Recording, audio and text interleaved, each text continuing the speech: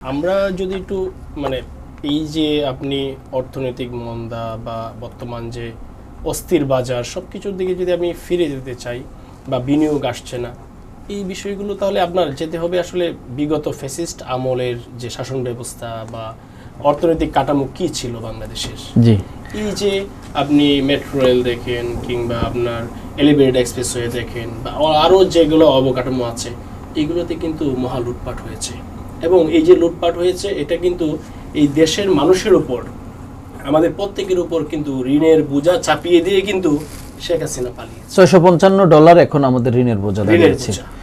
তো এটা গেল একটা বিষয়। তারপর হচ্ছে আমরা 5ই আগস্ট আসলো, আমরা সামনে দাঁড়িয়ে থেকে রক্ত দিয়ে দীর্ঘ আন্দোলন সংগ্রামের পর আমি আজকে এখানে বসে আছি। আমি নিজেই তো 24 বার হামলার শিকার হয়েছি। আমি দীর্ঘ টানা 11 মাস জেল কেটেছি।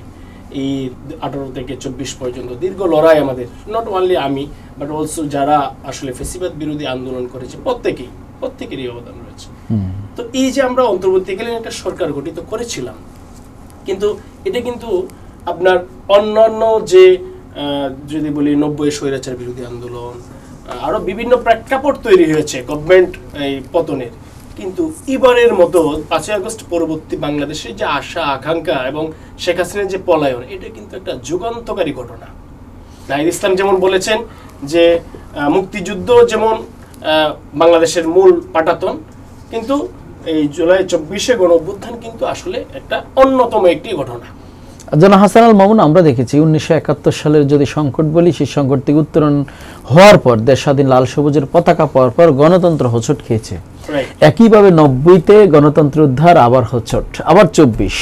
তার মানে একটা সময়ের পর পরে আমাদের গণতন্ত্র উদ্ধারের জন্য আবার রাস্তায় নামতে হবে। আমরা কি আবারও এভাবে আর কতদিন চলবে? রাস্তায় নামার চেয়ে বড় বিষয় হচ্ছে যে আসলে ফ্যাসিস্ট রক্ত দিতে হয়, জীবন দিতে হয়। এর চেয়ে দুঃখজনক বিষয় আর কিছু হতে পারে না। তো আমি যে বিষয়টা ছিলাম যে ডক্টর মোহাম্মদ ইউনূসের নেতৃত্বাধীন আমরা একটা সরকার গঠিত করলো, ছাত্র জনতার সরকার, কিন্তু আমরা কি দেখলাম যে এই সরকারটা আসলে মানুষের এত বড় একটা ম্যান্ডেট নিয়ে এই সরকারটা গঠিত হলো, সেই সরকারটা কিন্তু আসলে ভেতর থেকে ফাংশন করতে পারে নাই। এখন কি পারবে বলে মনে করছেন? পাশাপাশি যেটা ছোট্ট করে বলবেন, আমরা দেখেছি যখনই যে ক্ষমতা আসে তার মতো করে আবার ফ্যাসিস্ট হওয়ার চেষ্টা করে বা ক্ষমতা দীর্ঘায়িত করার চেষ্টা করে।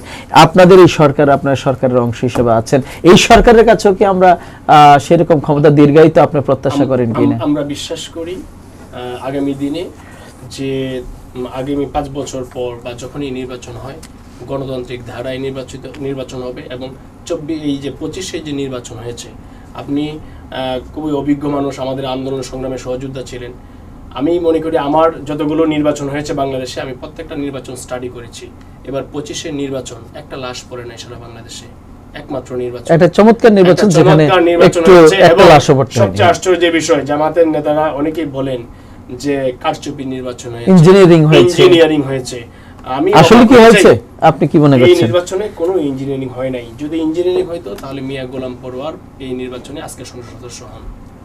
একটা পার্টির জেনারেল সেক্রেটারিকে ফেল করাবে ইঞ্জিনিয়ারিং ইলেকশনে, এটা বাংলাদেশের মাটিতে কোনোভাবে পসিবল না।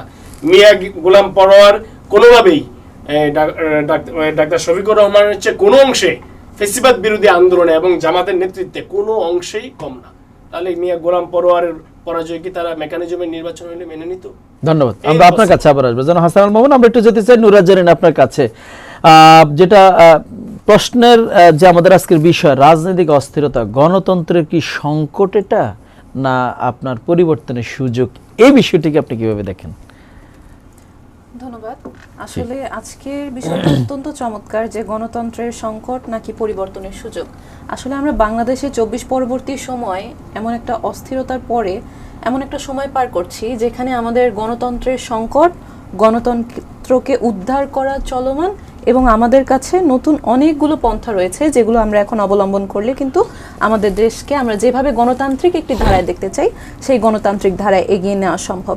কিন্তু বর্তমানে আমরা যেসব দেখছি, গত 3 মাসে বাংলাদেশ জুড়ে 854টি খুন হয়েছে, যেগুলো শুধুমাত্র আলোচিত ঢাকা শহরেই, যার মধ্যে 61টি হত্যাকাণ্ড ঘটেছে।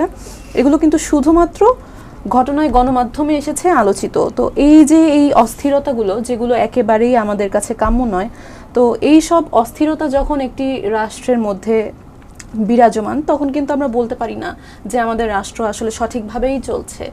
আমরা যদিও এখনো নতুন সরকারের প্রতি আশাবাদী, তবুও বলছি যে বর্তমানে সরকার যেভাবে চলছে এটা সম্পূর্ণ গণতান্ত্রিক ধারা নয়। গণতান্ত্রিক ধারা না বলার আরও কিছু কারণ রয়েছে।